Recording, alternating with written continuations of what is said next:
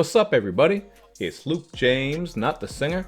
If you're looking to get your music reviewed, you can hit up this email that's right here. But today I'm going to hit you up with my thoughts and opinions on this mixtape from Mista called the Cassette Tape Volume 2, The Resurrection of the 90s. Just had to make sure I got that one right, because I do know it is kind of lengthy. Now, Mista is a rapper who's coming out of the west side of Baltimore, and if you want to find out more about him and check out this project as well as his other work, all you got to do is take a look down below where I have all those links for you. But when it comes to this project right here, as the title suggests, it is very obviously a nostalgic affair that revolves around things that were going on in the 90s.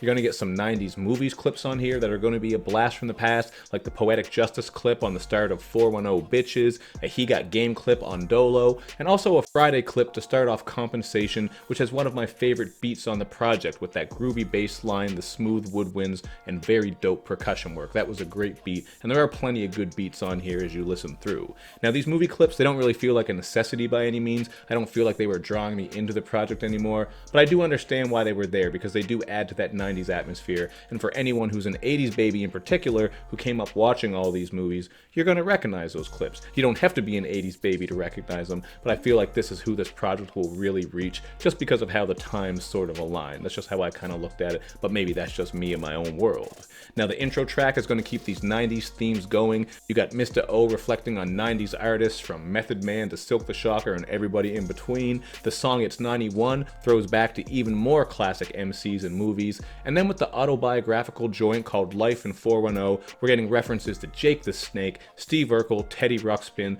and all kinds of other stuff from the 90s. That really is what you're going to get with this project. I wouldn't say that these topics or these references are really approached in any unique way. At times it kind of feels like he's just listing shit off so you can go, oh, I remember that. I remember this too. We all get sucked into that nostalgia, but this isn't a project that really blew me away with any grand concept or incredible lyricism or anything like that. And that song, Life in 410, actually had some pretty sketchy singing vocals on the track that kind of turned me off from it as well. So that was one issue I had, and there are some more that I'm going to get into as I move forward. But I really did think the best thing about this project by far has got to be the production. Again, just like the title suggests, you're going to get that 90s style production. A lot of those soulful drums, smooth samples, really just that classic traditional hip-hop style. I especially like the soulful tones on Kick the Ballistics, and then on the song Outside My Front Door, we get these gloomy horns and strings that really match up with some of Mista content. As far as Mista content on this track, I think we're getting some of the deepest, most poignant stuff on the mixtape, because he's rapping about stuff that he sees outside his front door. People falling victim to homicide, suicides, and even mental illness. So there is a little bit of content to decipher and break down there,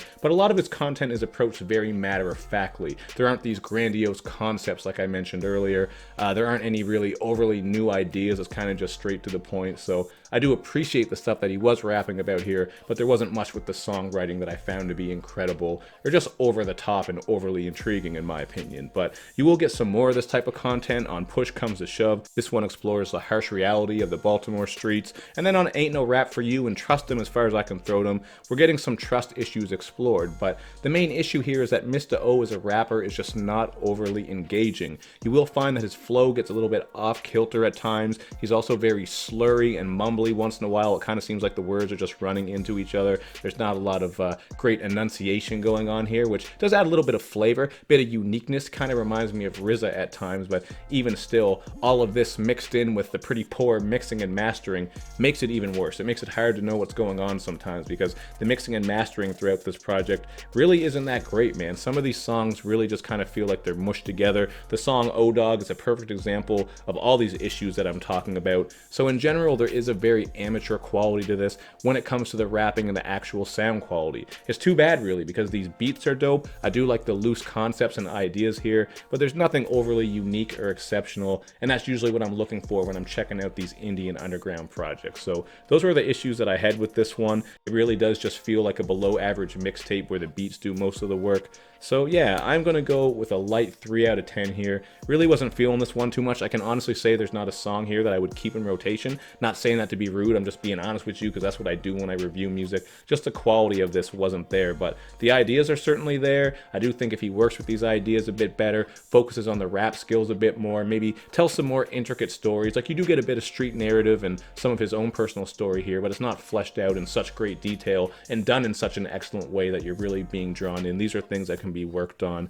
better mixing and mastering. Maybe some hooks that are better. There weren't really any hooks on here that stood out to me, but it is what it is, man. I do understand kind of what he was going here. There are some fun moments, especially with that 90s shit that I can appreciate, but the overall execution just isn't there. So that's how I feel about this one. You can check it out for yourself if you want to. If you love that 90s nostalgia, those references and stuff like that, I think maybe you'll appreciate some of what's going on here. Always give the music a chance regardless of what I say, because we don't have all the same opinions and we all have different ears. So there you have it. Let me know what you think. I'm going to wrap up here. Thank you for watching as always. Keep battling that coronavirus. Wash your hands. Stay away. Hopefully some of you are getting full pay if you're off work and shit like that. I hope everybody's doing all right. I'm hanging in there. Unfortunately, I still got to go to my job every day. Although I guess I should say fortunately, because I'm getting full pay and I'm happy to have a job. But, you know, I'm kind of on the front lines at risk with what I do, dealing with people every day. But that's a whole other story. Let me know how you feel in the comment sections. I think I said that 2 or 3 times in regards to this project. It is what it is. Thank you for watching. Make sure you do that good YouTube and social media stuff where you show me love and you show me lots of it.